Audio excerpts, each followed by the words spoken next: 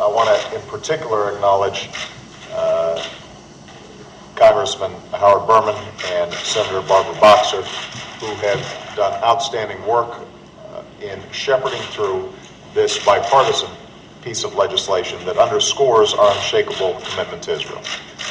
As many of you know, I have made it a top priority for my administration to deepen cooperation with Israel across the whole spectrum of security issues: intelligence, military, technology, and in many ways what this legislation does is bring together all the outstanding cooperation that we have seen really at an unprecedented level between our two countries to underscore our unshakable commitment to Israel's security.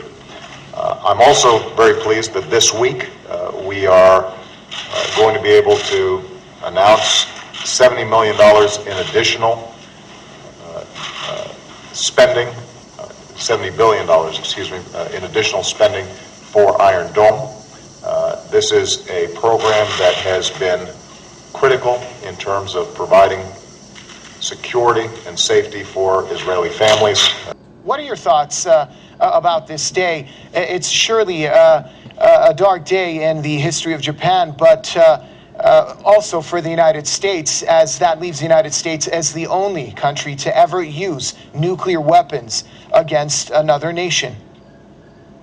Yeah, it's not just a dark day for Japan or for the United States. It's a dark day for the entire world, because right now the entire world finds itself standing on the precipice of a possible world war as a result of what the United States, working in collusion with the Zionist interests, are doing in the Middle East vis-a-vis Iran and other countries that refuse to go the way of the New World Order. So while on one sense it has deep historical significance in the fact that 500,000 people were killed as a result of two nuclear weapons being dropped on a country that was basically defeated in the waning days of World War II. At the same time, the hypocrisy of all this is apparent in the sense that the United States, again working in collusion with Israel, is pointing her fingers at other countries and telling them that they may not pursue the peaceful use of nuclear energy, namely your own country of Iran. So Obama to give Israel $70 million in military funding. He also said, what, $70 billion? But Mitt Romney says Obama doesn't love Israel enough. He says the accusations were as shrewdly political as they were divorced from reality, saying that Obama has not been enough of an ally to Israel and Israelis deserve a more loyal U.S. president. Also, I found this article, EU to boost Israel trade relations despite settlements row. It says here, the EU is today to confirm moves to strengthen economic ties with Israel. This is actually from the 24th of July, but the European Union is confirming the moves to strengthen the economic ties with Israel, facing off criticism that trade conditions should be frozen due to the diplomatic impasse over Israeli settlements in the occupied territories. So this move comes just weeks after the EU Foreign Affairs Chief Catherine Ashton denounced plans unveiled by Benjamin Netanyahu's government in June to expand settlement building in the occupied territories. But Israel is also denying the report that Obama's aide that we were just covering is shared Iran war plan. This senior Israeli official denied on Sunday a newspaper report that Barack Obama's national security advisor had briefed Israel's prime minister on a U.S. contingency plan to attack Iran should diplomacy fail to curb its nuclear program. And I don't know if you remember this article that I covered before. Barak says, nuclear Iran more dangerous than strike. He says, while a strike on Iran's atom facilities has its complexities, dealing with a nuclear Islamic Republic could be substantially more dangerous. Also saying sanctions aren't enough. Basically because the U.S. just passed more sanctions against Iran recently. But the point here is budget reform. So it goes on here talking about this ceremony that was held with the Israeli Defense Forces. It says here, Netanyahu opted to congratulate the graduates with a record message in which he addressed matters of national security. He hinted that alterations to Israel's defense budget could be imminent in light of escalating violence in Syria, saying the situation requires changes to Israel's power structure. Reforms in the state's defense budgets are a possibility. Followed by this, Israel orders demolition of 8 Palestinian villages for Israeli Defense Force training sites. So they're needed for military training. Then we have IDF trains for Arab Spring in Judea and Samaria. The IDF is training for an Arab Spring rebellion in both areas with a large-scale exercise for the first time in 3 years. Just to point out here, this is from July 23rd, 2012, so I just have a crap load of articles that have been stacked up that I wasn't able to cover, along with what's going on in Egypt and that. So like all other false flag terrorist events, the U.S. and Israel are notorious for. It says it's difficult to estimate how many incidents might take place, but the bottom line is we will not be surprised. Well, it's hard to be surprised when you're actually behind the attacks against your own people, like in Bulgaria. With this, you have what? Iran accuses Israel of killing its own citizens, and people are like, huh? What? Why would they do that? It's just like, well, it gets the job done, right? It passes policy. It pushes things forward. August 5th Sinai attack bears all the hallmarks of an Israeli false flag. So, yep, that was on August 5th. And they're talking about this. Israel had reports of impending attack from Egypt. So they already knew this was going to happen. So, again, false flag. So along with the 70 million or billion clams that the United States taxpayers forked over to the Zionist regime, they're also going to boost their missile defense with the Arrow 2. That's right. It'll give the state a capability of greater killing power against Iranian and Syrian ballistic missiles over the next few weeks. And as Israel is using the chemical weapons, I guess provocation is what it is, because they were trying to declare Hezbollah a terrorist organization. Israel was that, of course, and that they were trying to tie basically these chemical weapons with Hezbollah, with Iran inside Syria, so they can go into Syria and get their regime changed, so then they can move on to Iran. That's why Iran is so important, or Syria is so important, prior to regime change in Iran.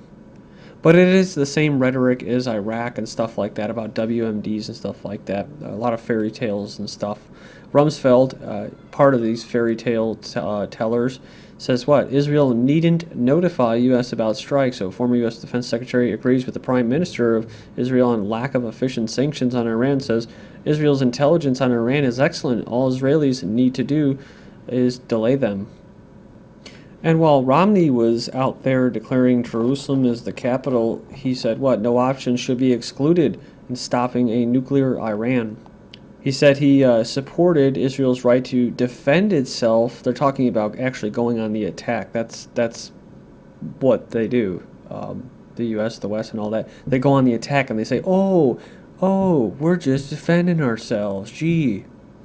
But either way, reports citing intelligence on Iran weapons program lacks credibility. These reports crop up using flimsy evidence from sketchy sources, but U.S. intelligence still says Iran has no weapons program. Either way, Barak of Israel is confident. He says Israel has decided to attack. I've covered this before, so take it for what it is. But he said here and today that urges Israel's leadership to tell the people clearly what lies in store when they execute an expected attack on Iran. What is most striking about this article is that recently I've come to believe that the leaders of the state have decided to attack Iran. In other words, Barak has begun to tell his closest friends that Israel is going to war.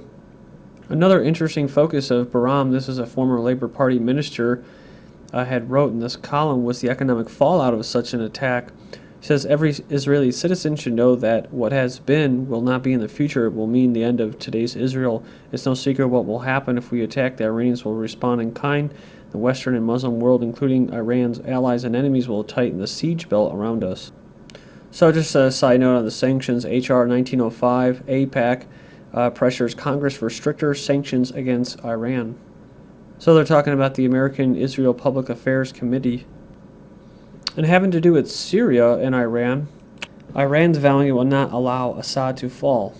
So the Secretary of Iran's Supreme National Security Council says Iran will never allow the resistance access, of which Syria is an essential pillar, to break. And the Russian people say they're against military operation in Syria. Says half of all Russians are against foreign intervention into the Syrian crisis. However, the majority of the population support neither side of the conflict. And some other news that I came across in regards to Russia and Syria was Russian general denies reports he was killed by rebels in Syria. So he met with reporters in Moscow after a video statement from rebel groups that was released by Reuters showed copy of a Syrian army-issued ID. So the Syrian terrorist group said they had killed the Russian general working as an advisor to Syria's defense ministry. Fake tweets about Syrian President Assad's death cause all too real spike in crude and SMP. Says, and the update comes as expected. Russian Interior Ministry denies issuing any statement on Assad's health via Twitter. Reuters, this account is a hoax created by Italian journalists. Then result, WTI soaring by over $1 to just shy of $92 on what very well may be completely fake news, dragging the entire market higher with it. And also in PSYOPs, Syrian Prime Minister defection, another PR stunt. Says here he was only in office since June 2012 and has been planning, quote, defection for at least as long based on battlefield before Damascus. According to an aide, he had been planning his departures for months, meaning his decision was not based on current events in Syria. So angry Syria rebels are saying to the United States, all we get is words. America should be offering more help, they say. So they're saying they don't want direct military intervention, but has asked many times for weapons in a no-fly zone like the one that enacted in Libya. So remember that these were peaceful activists in Libya, just like them. Then they turned into rebels. Then we found out that they were Al-Qaeda and actually different types of Muslim extremists and terrorists. So, and also that the West was actually arming them the entire time. So, as they say, God willing, we'll get to the bottom of this story, basically to the truth eventually. God willing. So Britain's secretly equipping Syrian rebels with latest satellite phones to help topple Assad's government. And the British media has admitted that their special forces, the SAS, are training Syria's armed rebels. A lot of the arms are coming through by Saudi Arabia and Qatar and those types of countries, which are basically backed by Israel. And the Syrian opposition, who's doing the talking, says the media has been too passive when it comes to Syrian opposition sources without scrutinizing their backgrounds and their political connections. And when you go in and take a closer look, the most quoted opposition spokesperson is this individual, Basma Kadmani, of the Syrian National Council. And here's one picture of her leaving this year's Bilderberg conference in Chantilly, Virginia. Never mind the fact that it's actually based in Turkey. It says back a few years in 2005, she was working for the Ford Foundation in Cairo.